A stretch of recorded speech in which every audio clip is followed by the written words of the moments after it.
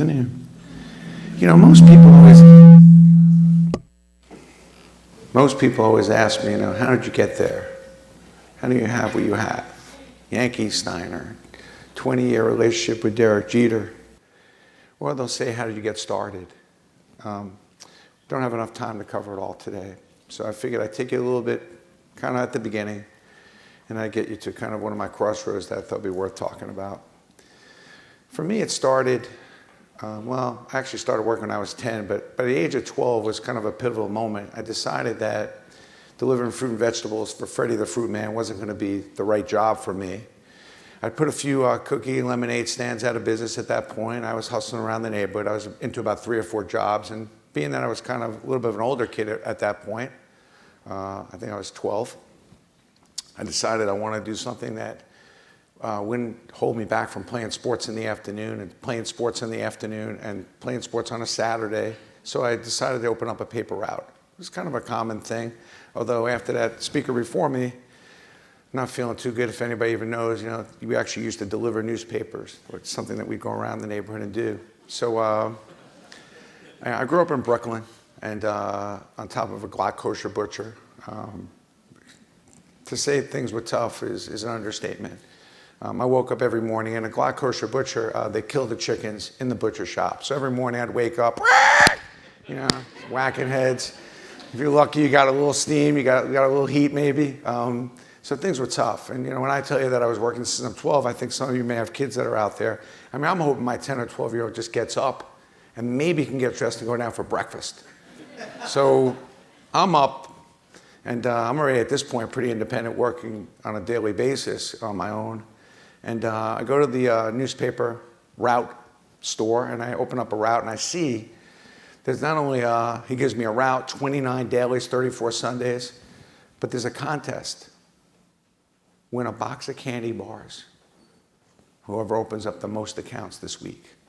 So I'm buzzing around Brooklyn trying to do that, and I tell people all the time I saw the light at an early age. Unfortunately, it was the refrigerator light, because that refrigerator was empty, and I was hungry. So there's no way I was not going to win that contest. I said to my mother, I said, Mom, you know, I got to win this contest. She says, well, you know, you got to get out there. You got to knock on doors. That's exactly what I did. And I ran into this, about a 70-year-old woman, and I figured she had the stack of papers inside her door. I figured she's an easy target. Maybe, bingo, she's going to buy the paper. Ma'am, would you like to get the paper delivered? No. I'm going to be here every morning by 7 a.m. I'm never going to be late. Trust me. He says, yeah, but I get the paper at the corner store. I said, it's 8 cents from me, and it's 8 cents at the corner store. He said, yeah, but then I got to tip you. I go home, and I say, Mom, I cannot believe how cheap the people are in this neighborhood. I can't believe what's wrong with this neighborhood. What is the story? And, you know, my mother, who was always a guiding light and always teaching me quite a bit, said, Brandon, you got to differentiate yourself. You can't expect to sell something that everyone else has the same way. Now, as a 12-year-old, I was trying to get Mom wrapped around that.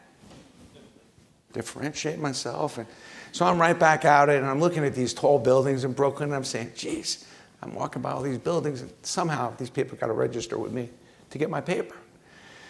So I start knocking on doors again. I go back to the woman. I said, Sonny, I told you. I don't want to get the newspaper delivered. I think I told you that. I said, ma'am, I'm very concerned. I've been thinking about you lately. If there's a rainstorm, snow, heat wave, blizzard,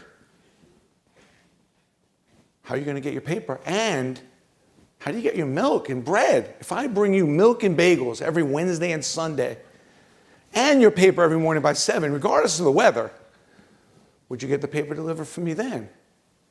You would do that for me? So I was concerned. I was just thinking. So 199 dailies later, 234 Sundays, 2 shopping carts later to be delivering those papers on a Sunday, and 3 boxes of candy bars. Thank God.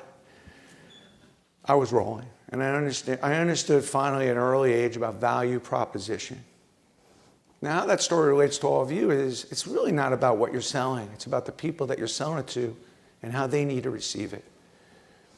Are you out there selling, or are you out there listening and really understanding about what people really need and how they need to receive it? Vital lesson. Now, most of you probably know Steiner Sports, or maybe you've heard of Brandon Steiner, you know, Yankee Steiner, 20 years with Derek Jeter. I mean, trust me, the New York Yankees did not need Steiner. How I convinced them to put my name next to theirs is a blessing. It's the only company that's ever been done, and we weren't that big a company when we did it. But it was value proposition. I wanted to secure fans. We got together with the Yankees, and sure, there was a possibility that we were going to make some money, but it was the value proposition. It was the idea of saying, hey, let's protect fans. If they were going to collect stuff down the road, all these people are going through fake Babe Ruth bats and everything else. 50 years from now, we can protect the fan base and make sure that what they had was going to be safe. I love that, because their fan base was everything to the Yankees. And same thing with Derek Jeter with his Turn 2 Foundation. It was very important. Sure, there was the marketing and stuff I wanted to do with Derek, but the Turn 2 and the charity work and the grinding of starting a foundation was where my head went, because I knew that from the very beginning, the value proposition and understanding what the other person needed was the most important thing. For me, it all started with you gotta have balls. My mother's favorite line, by the way, so don't be misunderstood, that my mother was always, you gotta have balls, get out there, be fearless, don't be afraid. You know, get out there, do the right thing, do things the right way. Don't put a ceiling on what you're doing. So moving ahead here, we were rolling. Steiner was rolling, and there's quite a bit of stories in between. But 2007, not only was I going, I mean, enthusiastically, I mean, sprinting, I mean, on a run, but I was finally sprinting enthusiastically in the wrong direction, because all of a sudden the recession hit, and I actually delusionally thought that there's no way, regardless of the economy, that that would affect my company. But obviously that wasn't the case.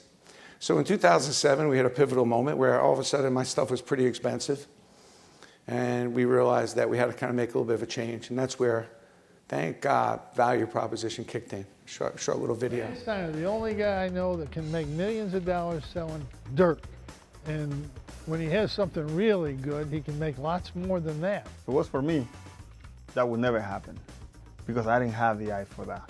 He has the mentality for that. You know, he has the eye of, you know, the dirt. Who would have thought about dirt? Well, you know, he did. I was like, look, Derek Jeter's jersey's great, but that dirt he's standing on, that's pretty cool. There's a hollow ground. It's like, you may want a little something from where all those great men have walked. So we just started selling dirt, and we have almost between $50 and $60 million of dirt sales and climbing. You must be sad there's no dirt to sell. Yeah, but we're gonna sell the court. So I'm thinking, people aren't going to be able to afford that Derek Jeter game used jersey, all these expensive team signed pieces. So the first thing that happened was, well, I realized I had an excessive amount of balls. So everything always does start with a problem. And I was sitting in a room and I said, you know, we got balls. What the hell are we going to do with them? So I figured we put a campaign together, we got balls. And you know, sure enough, we had about 200,000 or 300,000 balls. And all of a sudden, stock was starting to raise. So we came up with this campaign, we got balls. And again, thinking a little harder, I was thinking, wow, that's a lot of balls we've sold, and we have a lot of balls. Well, you need a place to put your balls. So we came up with the idea, you know, we had a simple cube, because everybody that have these autographed balls and these signed balls, they needed a place to put their balls. And sure enough, we have a $1 cube there. It's an acrylic cube. Cost us, I think, 83 cents, and I think we sold it for $5. And I was thinking, you know something? You got to have a much more, at least a better place to put your balls. So I was thinking that we went a little more upscale, and we came up with this glass case with special UV case protected, so we protect the autograph. And that's a glass with cherry wood on the bottom, and we moved to basically a $19.99 product. Not bad, good margin. Went to China, made those. I think the cost on that was about $4.70, so it was good margins. We were able to wholesale that retail. We knew there was a lot of people that needed a place to put their balls, and we were actually just taking care of a problem that existed. Well, moving to the next slide here for a minute. Well, here's the thing. As a kid, and this is how everything that comes around turns around, I had a lot of learning disabilities, really trouble reading. I saw everything through pictures. So for me, Steiner was really created through remembering the moment. It was all about the photos. It was all about images and taking, instead of just athletes and celebrities signing anything, I always would think that there's a special moment. I was reading a story to my kid. He was about 6 years old, and I didn't read much. I mean, I did read the 2 books I wrote and maybe a couple others, but you know, a lot of pictures in those books, by the way. And I was thinking, you know, my kids know that I never read them a story. I'd make up a story. So they always question every story I give them because I've read them the stories, and most of the stories I read to them when they were younger were not true. But on this particular night, there was a picture of Mark Messier that I always had in my office of him holding the Stanley Cup, my favorite sports moment. And I was reading Crosby a story about why that photo meant so much to me. Now, I was always a big magazine collector and had all these books with photos in them. And so I turned to Crosby, I said, you know, I want to tell you why this photo means so much to me. And I started telling the story about 1994 when the Rangers won the Cup. And I realized about 15 or 20 seconds into this story, he's fast asleep. And I'm sitting there saying, wow, I love this story. I think I've got to finish the story. This is great. So I kind of go through the whole thing, just in case I have to put him to sleep again with another story. I got the story ready to go. And I realized that it's all about the moment. It's always about the moment. So to kind of come full circle, I went in the office the next day and I had, you know, basically about 10 or 15,000 magazines. I have a lot of issues with collecting. So I went through all these magazines. There was no internet, and I started ripping out great moments in sports history. Bobby Orr flying through the air, Carlton Fisk waving his hand, Franco Harris, the immaculate reception, Kirk Gibson with his famous home run. I clipped them all. It took me about 3 months to find the photographers, then we'd find the players. Now I realized in this whole process where you got balls, I realized that a lot of times you can't read the autograph. So the way this all comes kind of full circle is, I put this magical, you know, remember the moment line of product together. And everybody thinks of me for the autographs and the memorabilia and those kind of things. But I took those photos, put them in the back of the case, because the ball goes in the case, took the game-used dirt, put that in the case, which, by the way, that case over there to the left is $49.99. Can't keep them in stock. I think the dirt has about a 50% increase in the cost of the $463 that we paid for the glass case, but the customers are ecstatic because we're giving them what they wanted, what they needed, the way they needed it, because they had all these balls they had collected, and they couldn't understand the autograph sometimes or what was in them. It was a beautiful way to showcase the ball and explain to people whose autograph that was. So sometimes, and how this maybe story relates to you, is sometimes you have really the success that's standing right in front of you. I don't know why I went with the dirt. But certainly we have dirt pens, dirt keychains, dirt clocks. We have a map that's got dirt from every team around the league. And we've sold about $60 million worth of dirt so far and climbing. The best thing was, I think sometimes when you're helpless, you know, you want to help somebody. So one of the best stories is I really wanted to thank Brian Cashman for some stuff he had done for me at the Yankees. And I had my graphic people design a map with all the different ballparks. So I always thought the ballparks were unique. And then he brought that map up. I said, that's really nice, but maybe let's take a little dirt from every ballpark and put a capsule around each stadium. He comes up, I said, wow, that's really different. And the viscosity of the dirt was unique, it was different, it varied. Some of the colors were different. Certainly the thickness and texture of each ballpark's dirt was different. So when I was writing the letter to Brian, I said, Brian, I just want to thank you for everything you've done. Now you have a little dirt on every team in your office. And sometimes a gift like that can lead to success. So we've sold thousands and thousands of those dirt ballpark maps, because I think it's important to not only collect the dirt, but the 3,000 hit dirt for Derek. We sold, well, 5,000 or 6,000 of those capsules of dirt. So every time something magical happens on the field, there's a little capsule of dirt that we sell for about $20 with a cost of about, well, you can understand the margins are great. What's nice about the inventory levels on this is underneath the dirt is a lot more dirt. So I think sometimes, you know, when you look at some of your obstacles and you look at that recession, which, you know, really, it was I mean, can you imagine sprinting in the wrong direction? I had to come up with something quick. I had to come up with something fast that I thought my fan base and my customer base could afford. So what's better than some dirt products? You know, it's to kind of keep the ball rolling. It's kind of a modern day version of a rabbit's foot, frankly. I mean, just kind of like, it's kind of good luck. You have a little piece of history.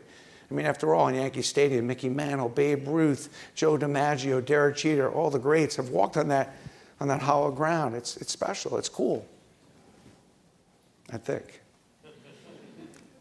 So when it comes together and you look at the different products, it's, sometimes it's not only about coming up with an idea, but also about activating and being creative and combining it with another idea that sometimes can get you to success. For me, my back was against the wall, and I used the things that I learned, that my mother taught me, which one of the first things she had taught me was value proposition and listening. Differentiate yourself, but listen to what people really need and present the things that you're selling to the way they need to hear it. And for me, that's simply what I've done with the dirt. I mean, I know that every time I see a ball player go on the field, the first thing they do is they grab a little dirt, and I thank them for promoting my product. Derek Jeter was rolling his eyes. I said, yeah, but you were on the field. You did grab a little handful of dirt, and I've got a picture of that. Thank you for promoting my product. And I see it, old-timers, I see, in the championship games, we're all run to the mound to grab some dirt. Thank you for promoting my product. All free publicity, all free promotions. And I'm grateful for it.